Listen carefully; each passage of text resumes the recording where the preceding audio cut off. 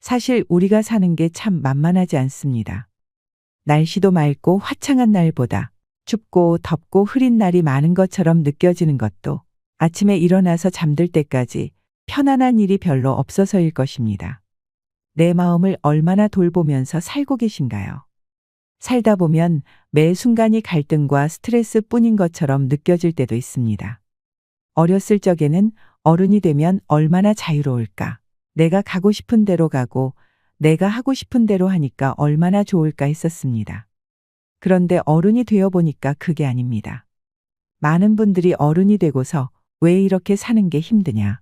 내가 꿈꾸었던 어른의 삶은 이런 것이 아니었는데 하며 하소연하는 경우가 많습니다. 마음은 그렇지 않은데 표현하는 것에 더 서툴러지고 나이가 들어가면 갈수록 미래가 걱정되고 불안하고 그래서 화도 더 많이 내게 된다고 하시는데요. 평생을 이러한 감정의 소용돌이 속에서 살아오신 노인분들은 내 삶을 책으로 쓰면 책 서너 권은 나올 것이라 말하기도 하십니다. 흔히 삶은 한 편의 드라마라고 하는데요. 여러분들께서는 드라마의 어디쯤에 서 계신가요? 드라마의 중반을 달려가시는 분들도 있을 것이고 결말에 다다랐다고 느끼시는 분들도 있을 것입니다. 드라마를 보면 꼭 들어가 있는 것이 있습니다. 무엇일까요? 그것은 갈등입니다. 삶의 갈등 말이죠. 놀이터에 가보면 시소가 있는데요. 아무도 타지 않고 있을 때는 이 시소가 평형을 이루고 있습니다. 하지만 누가 타는 순간 시소는 올라가거나 내려갑니다. 바로 그것이 우리의 삶인 것입니다. 우리 마음은 시소와도 같아서 아무리 과학이 발달한다고 한들 내 마음에 쏙 들게 다스리지 못하는 것이 사람의 마음입니다. 다만 노력할 뿐이죠. 이것이 인생입니다. 우리는 누구나 내 삶이 직선으로 상승세를 타면서 계속 나아가기를 바라지만 마음처럼 쉽지 않다는 것은 조금만 살다 보면 금방 알게 됩니다. 내 마음대로 되지 않는 삶 속에서 매일 상처받고 슬퍼합니다. 불안하고 우울하고 화나고 예민해지고 피해의식도 갖게 되죠. 누구나 심리적으로 안정되고 단단해질 수 있길 원합니다. 하지만 머리로는 알아도 말처럼 잘 되지가 않지요. 마음 내려놔야 되는 것도 알고 욕심을 버려야 되는 것도 알고 그리고 저 사람이 나를 배신하고 상처를 줘도 나를 위해서 내가 그냥 용서하고 잘 사는 것이 최고의 복수라는 걸 알지만 문제는 머리 따로 마음 따로 논다는 것입니다. 김수환 추기경님이 이런 말을 남기셨습니다. 이 세상에서 가장 멀고도 힘든 여행이 무엇이냐? 그것은 바로 머리에서 마음으로 가는 여행이다라고 말이죠. 그 멀고도 힘든 여행을 어떻게 효율적으로 갈 수 있을까요? 갈등이라는 것은 서로 반대되는 두 마음, 두 생각, 두 사람이 서로 내가 옳다고 주장하면서 일어나는 것입니다.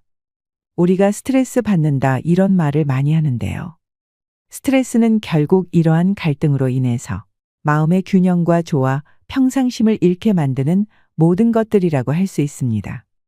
그런데 그것 아시나요? 우리는 힘든 일만 스트레스라고 생각하지만 즐거운 것도 스트레스입니다. 어렸을 적에 학교 다닐 때 소풍을 간다고 하면 소풍 가서 즐겁게 친구들하고 놀 생각, 엄마가 맛있게 싸주신 김밥 먹을 생각을 하면 잠이 안 왔습니다. 마음의 균형과 조화, 평상심을 잃어버리게 되는 것입니다. 마음이 뛰고 흥분이 돼서 기분이 좋기 때문입니다. 그러면 마음의 균형과 조화, 평상심을 잃고 만드는 것은 똑같은데 우리는 그 즐거운 일은 왜 스트레스라고 생각하지 않을까요? 즐거운 일, 즐거운 스트레스는 갈등이 없기 때문입니다. 만약에 어떤 일을 해야 되는데 하기가 싫습니다.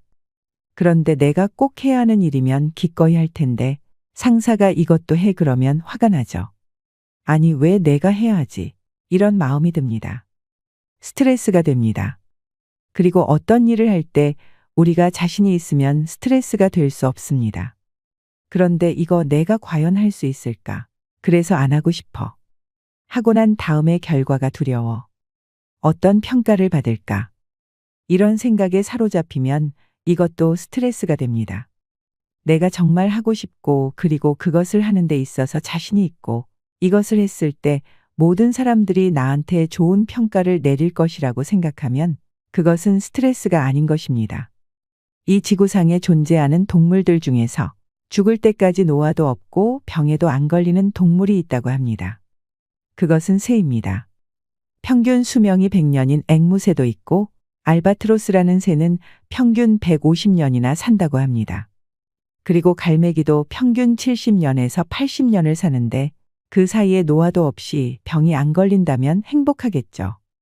그런데 왜 이 새들이 노화도 없이 병에도 안 걸리고 사냐 하면 새는 스트레스를 푸는 방법이 너무 간단하기 때문이라고 합니다. 그냥 힘들면 날아가는 것이 스트레스 푸는 법이랍니다. 동물의 세계를 보면 과연 인간이 동물보다 더 현명하다고 말할 수 있을까 하는 생각이 들 때가 있습니다. 동물들은 자기가 살아가면서 경험하는 스트레스를 아주 단순하게 극복합니다. 나보다 약한 동물이 있으면 싸우고 나보다 강한 동물이 있으면 도망갑니다. 그런데 우리는 싸우기도 두렵고 도전하기도 두렵고 회피하기도 두렵고 이 갈등 사이에 있기 때문에 사는 게 힘든 것입니다. 그런데 이렇게 자유롭게 사는 새도 가느다란 실 한 오라기에 묶어 놓으면 날지를 못합니다. 지금 우리는 스스로 실 한 오라기에 묶여 살고 있는 것은 아닐까요? 나를 이 세상에 묶어두는 실오라기가 얼마나 많은지 생각해 보셨으면 합니다. 건강하고 까칠하게 나이 들어가야 한다는 말이 있는데요. 건강한 까칠함이라는 것은 도대체 뭘까요? 김수환 추기경님이 말씀하신 머리에서 마음으로 가는 여행을 좀 더 빠르고 효율적으로 갈 수 있도록 도와주는 마음의 지혜입니다. 공자는 나이 40에는 미혹되지 않아 내가 하는 일에 흔들림이 없으며 쉰에는 하늘의 뜻을 알아 내가 받은 소명이 무엇인지 알고 예순이면 귀가 순해져서 남의 어떤 말도 순화해서 들었다고 하는데 나이를 먹는다고 무조건 그렇게 되는 것도 아니었지요. 오히려 나이가 들어갈수록 의심도 많아지고 불안도 많아지고 화도 많이 나고 더 까탈스러워지는 것 같다고 하소연하는 분들도 많습니다. 나이 들어갈수록 왜 더 성숙하지 못하고 오히려 이렇게 퇴행을 하는 것 같을까? 원인을 찾아보면 나이 들수록 몸의 지방도 빠지고 근육도 빠지니까 조금만 부딪히면 더 아프고 멍도 잘 드는 것처럼 감정과 감각의 역치도 낮아진다고 합니다. 그래서 과학적으로도 주위에서 오는 그 자극들에 더 많이 예민해지는 것입니다. 그래서 더 자기 마음을 다스리는 것이 필요하지요. 나이가 들어갈수록 지나간 날에 대한 후회도 더 많아진다고 하는데요. 중국 고전인 회남자에 이런 얘기가 있습니다. 20년을 살면 19년이 후회고 30년을 살면 29년이 후회고 40년을 살면 39년이 후회고 50년을 살면 49년이 후회고 60년을 살면 59년이 후회라고 합니다. 그래서 우리는 나이가 들수록 후회가 많아질 수밖에 없습니다. 내가 왜 그때 그랬지? 그때 이것을 했더라면 좋았을 걸. 밤마다 내 과거에 대해 후회하고 죄책감, 자책감으로 잠 못 이루는 날이 많습니다. 그러면서 미래에 대해서도 불안해집니다. 더불어 몸의 기운도 떨어지고 체력도 떨어지고 에너지도 떨어지지요. 과연 남은 날을 제대로 살 수 있을까 그러면서 나를 날아가지 못하게 하는 실오라기를 점점 더 늘리는 것입니다. 우리는 살아가면서 당연히 불안을 느낄 수밖에 없다고도 합니다. 왜냐하면 우리는 1분 1초 후에 어떻게 될지 모르는 존재이기 때문입니다. 그런데 불안하면 평안함을 누릴 수가 없습니다. 불안을 느끼는 요인은 크게 두 가지입니다. 첫째는 성취에 대한 불안감입니다. 나이가 들어가면 갈수록 성취에 대한 불안감이 더 커집니다. 예전보다 기억력도 떨어지는 것 같아. 집중력도 떨어지는 것 같아 하면서 자기 능력에 대해서 자신감이 없어지니까 과연 내가 원하는 것을 이룰 수 있을까 불안해하고 인간관계에 대해서도 불안합니다. 예전보다 더 큰 분노도 자주 느끼고 억울함도 많이 느끼고 그냥 모든 사람들이 다 마음에 안 드니까 또 그런 감정을 표현하면 인간관계도 멀어지니까라는 생각이 꼬리를 물며 점점 더 나이 들어갈수록 불안해질 수밖에는 없는 것입니다. 불안과 우울과 분노는 새 쌍둥이입니다. 같이 가는 감정인 것입니다. 우리는 불안하면 내가 왜 이만한 일에 불안감을 느끼지? 내가 이 정도밖에 안 되나 하면서 우울해집니다. 그러면서 나를 힘들게 한 것은 다른 사람들인데 내가 왜 힘들어 해야 하지 하면서 분노가 생깁니다. 회남자에 또 이런 얘기가 있습니다. 근심과 슬픔으로 화를 많이 내면 병이 생기고 인간관계에 있어서도 애증이 빈번하게 많아지면 재앙이 서로 따르게 된다고 하는데요. 현대의학에서도 몸과 마음은 하나라는 것이 밝혀졌습니다. 그래서 불안하면 과민성 대장염에 걸리기 쉽고 공포감을 많이 느끼면 위궤양에 걸리고 분노를 많이 느끼면 뇌의 기능이 저하된다는 것이 밝혀졌습니다.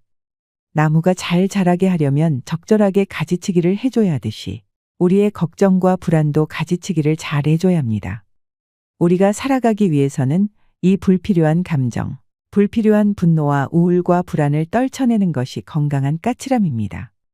우리가 아직도 다스리지 못하는 것 세 가지는 자연과 우리의 삶, 그리고 우리의 마음입니다. 이 세 가지 중에서도 우리가 바꿔볼 수 있는 것은 우리의 마음이지요. 감정은 우리의 감각과 생각과 행동과 기억을 지배합니다. 내가 기분이 좋으면 주변에서 향긋한 냄새가 나는 것 같습니다. 그런데 내가 기분이 나쁘면 이상한 냄새가 나는 것 같습니다. 실제로 우울증에 걸리면 어떤 분들은 자기 몸에서 썩는 냄새가 나는 것 같다고 해서 사람을 만나는 것을 피하시는 분들도 있습니다. 생각은 말할 것도 없습니다. 우리가 기분이 좋으면 창의적인 아이디어도 떠오르고 내가 다 잘할 수 있을 것 같지만 우울하면 아무 생각도 안 납니다. 그래서 주부가 우울증에 걸리면 오늘 저녁에 무엇을 먹을지도 결정 못 하시는 분들도 많습니다. 행동도 마찬가지입니다. 기분이 좋으면 나도 꾸미고 싶고 친구도 만나고 싶고 내 방도 정리하고 싶지만 우울하면 아무것도 하고 싶지 않습니다. 기억도 마찬가지입니다. 내가 기분이 좋으면 내 삶에서 좋았던 기억이 생각이 나지만 내가 기분이 나쁘고 화가 나면 남들이 나를 힘들게 했었던 피해를 받았던 기억들만 생각납니다. 감정에 작용하는 가장 중요한 핵심이 뭔지 아시나요? 바로 나르시시즘입니다. 그런데 우리가 그동안은 나르시시즘을 공주병, 왕자병 정도라 생각했는데 그것은 나르시시즘이 병든 상태이지 나르시시즘 자체가 아닙니다. 나르시시즘은 내가 참 소중한 존재요. 그리고 내가 소중한 것처럼 다른 사람도 소중하고 그래서 나를 가장 소중한 존재로서 세상과 다른 사람들이 그렇게 여겨주기를 바라고 또 나도 상대가 가장 소중한 존재로서 여기도록 노력하는 것이 바로 나르시시즘입니다. 그래서 우리가 가장 먼저 해야 할 것은 나를 사랑하는 것입니다. 내가 죽는 날까지 나하고 같이 하는 존재는 바로 나입니다. 그리고 나라는 사람은 이 세상에 유일무이하게 존재하죠. 그리고 나는 내 눈을 통해서 세상을 보고 내 귀를 통해서 세상을 듣습니다. 즉, 내 주위에 있는 세상에 대해서 알게 해주는 귀한 존재로서 나를 존중해 주는 것이 필요합니다. 건강하고 까칠하게 사는 방법 4가지만 말씀드리겠습니다. 첫 번째는 멈추고 조절하고 벗어나기. 두 번째는 지나간 일의 무게로부터 자유로워지기. 세 번째는 인간관계도 가지치게 하기. 네 번째는 감정과 불안에 대해 대처하기입니다. 첫 번째로 우리가 음식을 먹으면 소화시키는데 시간이 필요합니다. 마음도 마찬가지입니다. 나한테 스트레스가 있고 갈등이 있으면 그것을 해결하는 데 시간이 필요합니다. 내가 무언가에 흥분되고 분노하고 우울할 때 그것을 다스릴 수 있는 시간을 갖는 것입니다. 힘든 일이 있는데 그게 나한테 어떤 의미가 있고 어떻게 해결해야지 그런 생각을 할 수 있는 능력을 가지고 있는 분들을 건강하다고 합니다. 우리가 살아가면서 얼마나 우리를 자극시키는 게 맞나요? 그럴 때 바로 화를 내는 것이 아니라 일단 멈추어야 합니다. 그래서 요즘 명상을 하시는 분들도 많습니다. 생각을 멈추고 자기 호흡에 집중하다 보면 쓸데없는 생각들이 없어진다 하지요. 적절한 분노는 내가 나를 방어하고 사회 정의가 실현되는 데 중요하지만 잘못 사용하면 나도 태우고 상대방도 태울 수 있습니다. 그렇기 때문에 화가 났을 때 스톱하고 내 마음을 다스린 다음에 상대를 모욕하고 무시하지 말고 내가 왜 화가 났는지 내가 상대한테 무엇을 원하는지만 부드럽고 단호하게 말씀하시길 바랍니다. 화가 났을 때 바로 반격하면 내가 얼마나 화가 났고 상대가 얼마나 잘못했는지에 맞춰서 상대를 모욕하거나 무시하는 말만 하게 됩니다. 이 부분을 깨닫는 것이 인간관계에서 굉장히 중요한 것 같습니다. 차라리 치고받고 싸우는 게 낫습니다. 언어적인 폭력은 신체적인 폭력보다 오래가고 깊은 상처를 남긴다고 합니다. 그 상처는 죽을 때까지 갑니다. 그러니 반드시 상대의 입장을 이해할 시간을 갖고 대응하세요. 그리고 중요한 것은 긍정적인 감정의 표현은 바로 하시고 크게 하시고 부정적인 감정의 표현은 천천히 하시고 작게 하는 것입니다. 하지만 대부분의 사람들은 인간관계를 맺음에 있어서 꼭 거꾸로 합니다. 긍정적인 감정은 칭찬하지 않고 부정적인 감정이 들 때 그냥 욕만 합니다. 이것을 반대로 하셔야 합니다. 인간관계에 있어서 칭찬 빼놓고는 즉각적으로 반응할 일은 별로 없습니다. 왜 나이 들어갈수록 그렇게 화가 나는 게 많은지, 마음에 안 드는 사람도 많고 해서 쉽게 분노하게 된다면 제가 말씀드린 멈추고 조절하고 벗어나기를 기억하세요. 두 번째로 지나간 일의 무게로부터 자유로워지기입니다. 50년을 살고 49년이 후회라고 하면 그 후회되지 않은 1년은 뭘까요? 그것은 내가 엄마 뱃속에 있을 때 기억하지 못하는 1년 빼놓고는 살아온 모든 것들이 후회라는 것입니다. 우리 인생에는 되감기가 없습니다. 우리는 과거의 실수나 과거의 무게에서 자유로워져야 합니다. 처음부터 잘하는 사람은 없지요. 그러니까 나의 실수에 대해서 조금 더 너그러워질 필요가 있습니다. 그리고 잘 생각해 보면 그때는 그럴 수밖에 없는 어떤 이유가 있었습니다. 그래서 내 실수에 대해서 조금 더 너그러워져야 되고 웃어 넘길 필요도 있는 것입니다. 우리가 잠을 못 자는 이유는 내가 그때 왜 그렇게 쓸데없는 소리를 했지? 내가 이런 행동을 해서 그 사람이 나를 어떻게 생각할까 곱씹기 때문입니다. 그래서 우리가 힘든 것입니다. 그러면서 우리의 정신적인 에너지가 소모되는 것입니다. 우리가 살아가는 데 있어서 꼭 필요한 것이 칭찬입니다. 나 빼놓고 남들은 너무 잘 사는 것 같고, 그러니까 내가 나를 비하하게 되고 그게 우울증이 되는 것입니다. 남들이 아무리 나를 괜찮다고 하더라도 내가 마음에 안 들어서 나에게 상처를 줍니다. 내가 이 세상에서 제일 못났어. 내가 왜 그런 실수를 했지? 이런 생각에서 벗어나기 위해서는 남과 자기를 비교해서는 안 됩니다.